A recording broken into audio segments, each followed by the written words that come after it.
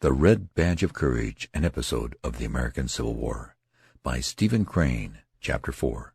The brigade was halted in the fringe of a grove.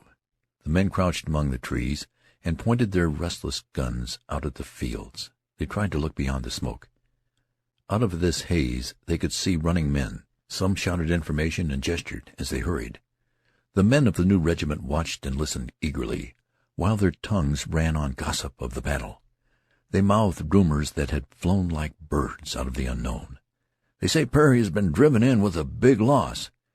"Yes, Garrett went to the hospital. He said he was sick. That smart lieutenant is commanding G Company. The boys say they won't be under Garrett no more if they all have to desert. They always knew he was, Hannis's battery is took." "It ain't either. I saw Hannis's battery off on the left, not more'n 15 minutes ago." "Well, the general, he says he's going to take the whole command of the 304th when we go into the action. Then, he says, we'll do such fighting as never another one regiment done. They say we're catching it on the left. They say the enemy driven our line into a devil of a swamp and took Hannis's battery." "No such thing. Hannis's battery was along here about a minute ago." "That young Hasbrook, he makes a good officer. He ain't afraid of nothing. I met one of the 148th Maine boys, and he says his brigade fit the whole rebel army for 4 hours over the Turnpike Road and killed about 5,000 of 'em. He says one more such fight as that and the war'll be over." "Bill ain't scared either. No, sir. He was just mad. That's what he was. When that feller trod on his hand and he up and said that he was willin' to give his hand to his country, but he'd be dummed if he was goin' to have every dumb bushwhacker in the country walkin' round on it. So he went to the hospital disregardless of the fight. 3 fingers was crunched.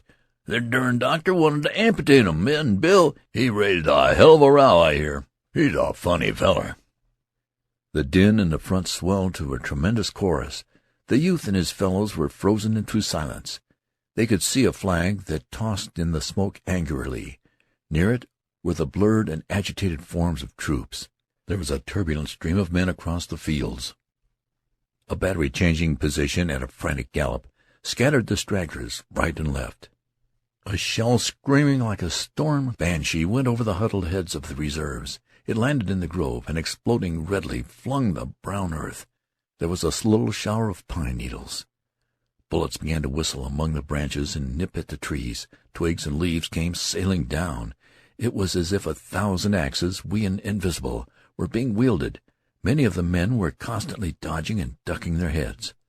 The lieutenant of the youth company was shot in the hand. He began to swear so wondrously that a nervous laugh went along the regimental line. The officer's profanity sounded conventional. It relieved the tightened senses of the new men. It was as if he had hit his fingers with a tack hammer at home. He held the wounded member carefully away from his side so that the blood would not drip upon his trousers. The captain of the company, tucking his sword under his arm, produced a handkerchief and began to bind with it the lieutenant's wound, and they disputed as to how the binding should be done. The battle flag in the distance jerked about madly. It seemed to be struggling to free itself from an agony. The billowing smoke was filled with horizontal flashes. Men running swiftly emerged from it. They grew in numbers until it was seen that the whole command was fleeing. The flag suddenly sank down as if dying. Its motion as it fell was a gesture of despair. Wild yells came from behind the walls of smoke. A sketch in gray and red dissolved into a mob-like body of men who galloped like wild horses. The veteran regiments on the right and left of the 304th immediately began to jeer. With the passionate song of the bullets and the banshee shrieks of shells were mingled loud catcalls and bits of facetious advice concerning places of safety. But the new regiment was breathless with horror. "God, Sanders got crushed," whispered the man at the youth's elbow. They shrank back and crouched as if compelled to await a flood. The youth shot a swift glance along the blue ranks of the regiment. The profiles were motionless, carven, and afterward he remembered that the color sergeant was standing with his legs apart, as if he expected to be pushed to the ground. The following throng went whirling around the flank. Here and there were officers carried along on the stream like exasperated chips. They were striking about them with their swords and with their left fist punching every head they could reach. They cursed like highwaymen. A mounted officer displayed the furious anger of a spoiled child. He raged with his head, his arms, and his legs. Another, the commander of the brigade, was galloping about bawling. His hat was gone, and his clothes were awry. He resembled a man who had come from bed to go to a fire. The hoofs of his horse often threatened the heads of the running men, but they scampered with singular fortune. In this rush they were apparently all deaf and blind. They heeded not the largest and longest of the oaths that were thrown at them from all directions. Frequently over this tumult could be heard the grim jokes of the critical veterans, but the retreating men apparently were not even conscious of the presence of an audience.